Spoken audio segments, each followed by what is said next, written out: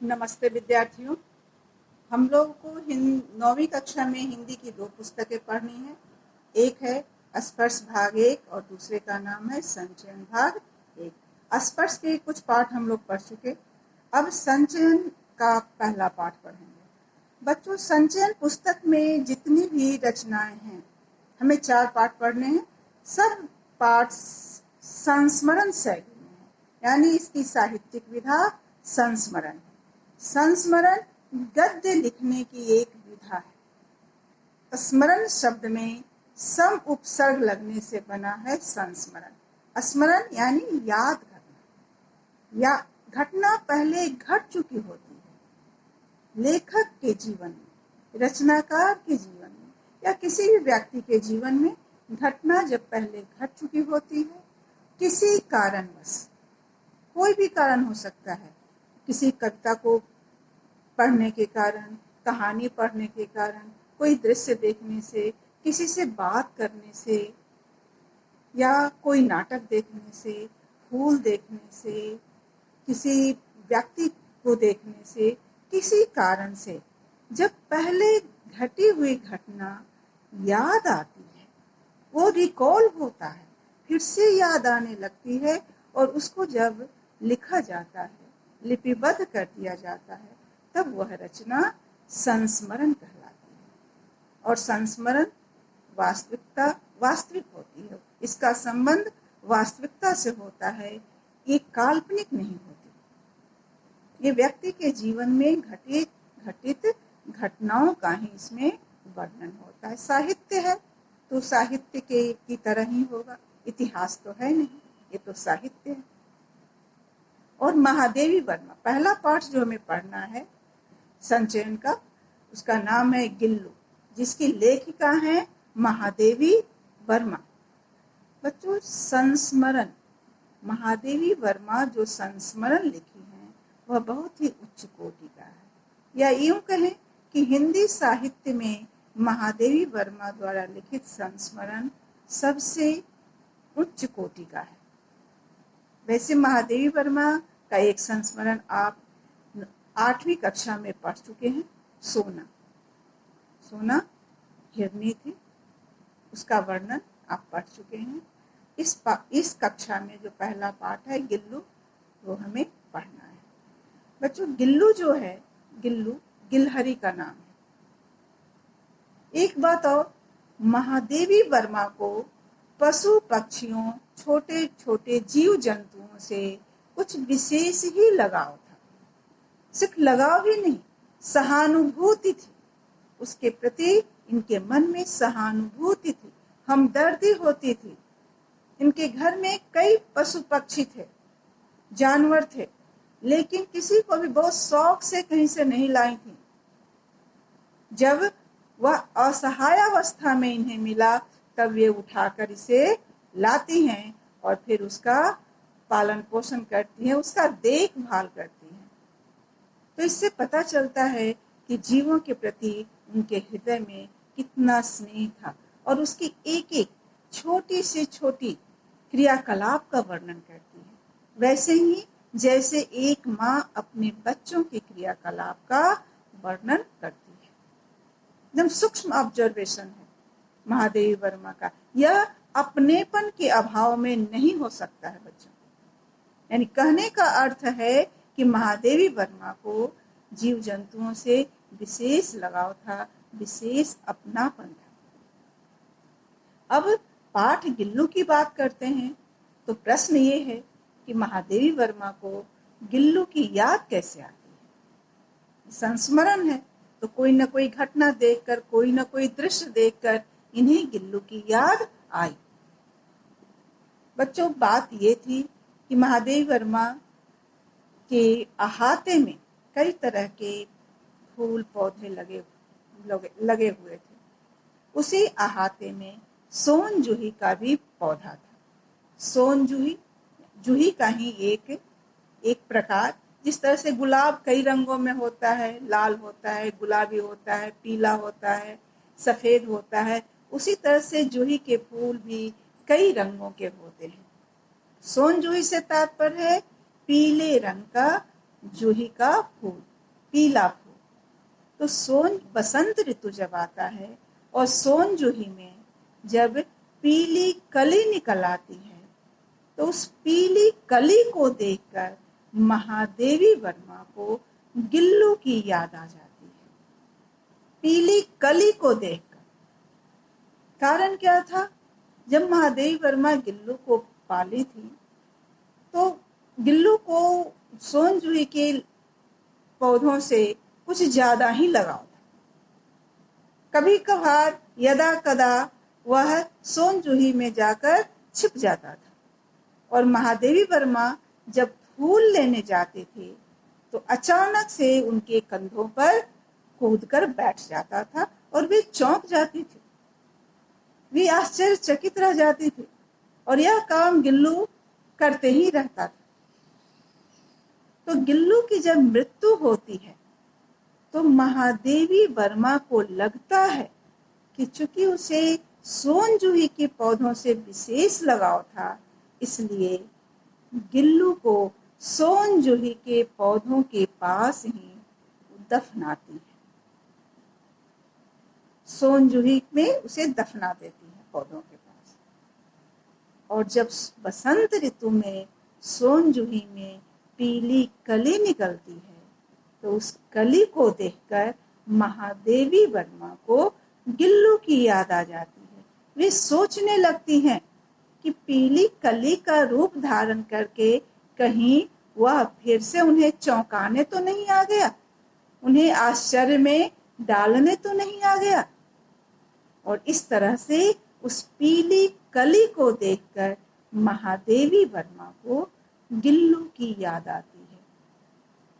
एक बात और बच्चों, भारतीय दर्शन में पुनर्जन्म के सिद्धांत को स्वीकार किया गया है और यह भारतीय दर्शन की एक विशेष पहचान है। महादेवी वर्मा भी पुनर्जन्म के सिद्धांत को मानती है और उन्हें लगता है कि गिल्लू जो पिछले जन्म में गिलहरी था, इस जन्म में सोन जूही में पीला फूल का रूप धारण करके उसका पुनर्जन्म हुआ है। तो ये कहानी की, ये संस्मरण की क्या है? पृष्ठभूमि है। अब गिल्लू के बारे में हम लोग पढ़ेंगे, लेकिन गिल्लू जो है, गिल्लू उसका वर्णन महादेवी वर्मा बहुत ही सूक्ष्मता से की है, जो इस प्रकार है। गिल्लू की कहानी इस प्रकार है। गिल्लू गिलहरी का नाम है। एक दिन अचानक जब कमरे से निकलकर महादेवी वर्मा आती हैं बरामदे में, कमरे से निकलकर कहाँ आती हैं? बरामदे में आती हैं, तो देखती हैं कि एक गमला जो कि दीवार से सटा हुआ था, गमले के चारों दो कौवे चोंच से कुछ प्राप्त करने की कोशिश कर रहे हैं। दोनों कौवे बारी बारी से चोंच, छोटी सी जो जगह थी दीवार और गमले के बीच में, उसमें से कुछ लेने का प्रयास कर रहे थे। ऐसा महादेवी वर्मा को लगता है। दूर से देखने पर तो उन्हें पता नहीं चला। वो सोचने लगे कि ये कौवे छुआ छुआल का खेल खेल रहे हैं, कुछ खेल खेल रहे हैं जिसमें एक दूसरे को अपनी चोंच से छू रहे हैं। लेकिन उनकी जिज्ञासा जागती चली गई और वे फिर नजदीक जाकर देखती हैं, तो देखती हैं कि दीवार और गमला के बीच एक छोटा सा गिलहरी का बच्चा गमले से चिपटा हुआ है, एकदम निश्चेष्ट है, एकदम गतिहीन है, ऐसा लग रहा है जैसे बेहोश है। वो उसे देखती हैं, आश्चर्य में पड़ जाती हैं, दुख भी होता है। बहुत ही छोटा था। वो सोचती हैं कि लगता है कि यह अपने घोंसले से नीचे गिराया है और कौवे इसे खाने का प्रयास कर रहे थे, अपना आहार बनाने के प्रयास में लगे हुए थे। वो तो महादेवी वर्मा वहां चली गई, जिससे उसकी जान बच गई। बच्चों, अब थोड़ा सा दो बात कौवा के बारे में भी बताती चलती है महादेवी वर्मा। यही महादेवी वर्मा की खासियत है बच्चों। जो कुछ भी जानकारी, ज्ञान उनके पास है, खास करके भारतीय संस्कृति का। वे किसी न किसी रूप में कहीं न कहीं वो उसे लिखते चलती हैं। अब कौवा के बारे में बता रहे हैं कि कौवा भी विचित्र पक्षी है। बहुत साधारण पक्षी है, आसपास दिख जाता है। कौवा हम सब जानते हैं, पहचान जाते हैं कौवे को। लेकिन महादेवी वर्मा एक विशेष बात बता रही हैं कि कौवा को ऐसा पक्षी है, शायद वह अकेला ऐसा पक्षी है जिसे हम सम्मानित भी करते हैं और अपमानित भी करते हैं, जिसे हम शुभ भी मानते हैं, अशुभ भी मानते हैं। शायद अकेला पक्षी है। शुभ का 2 उदाहरण दे रही हैं महादेवी वर्मा। एक पितर पक्ष मेला से, पितृपक्ष मेला। बच्चों, हमारे देश में आश्विन महीने के शुक्ल कृष्ण पक्ष में पितृपक्ष मेला लगता है गया में। पितृपक्ष मेला, जिसे पितर पक्ष भी कहा जाता है। 15 दिनों का ये मेला लगता है। ऐसी मान्यता है कि हमारे पूर्वज अब पितृ और पितर किसको कहा जा रहा है? जो अब इस दुनिया में नहीं है, जो हमारे घर के थे और जिनकी मृत्यु हो गई है, जो अब इस दुनिया को छोड़कर चले गए हैं, वही है पितर और पितृ। तो जो पितर पक्ष जो मेला लगता है, ऐसी मान्यता है कि हमारे पूर्वज वहां कौवा का रूप धारण करके आते हैं। न वे मोर का रूप धारण करके आते हैं, न हंस का रूप धारण करके आते हैं। अगर अपनी संतान से उन्हें कुछ प्राप्त करनी है, कुछ भोजन लेना है, तो वे कौवा का रूप धारण करके आते हैं और उनकी संतान वहां जाती है और बड़े श्रद्धा से, बड़े सम्मान के साथ अपने पितरों को पिंडदान देती है, उन्हें खाना खिलाती है। तो ये सम्मान की बात है कौवे के लिए। वहां उस समय हम उसका सम्मान करते हैं, उसे आदर देते हैं। और दूसरा, एक दो कौवा अगर हमारे घर में बोलता है, मुंडेरे पर बोलता है, आंगन में बोलता है, छत पर बोलता है, तो ऐसी मान्यता है कि कोई अपना आने वाला है, किसी अपने के आने का संदेश देता है यह कौवा, ऐसा हम मानते हैं। तो ये इस समय हम कौवे को सम्मान देते हैं, आदर करते हैं, उसे भगाते नहीं हैं।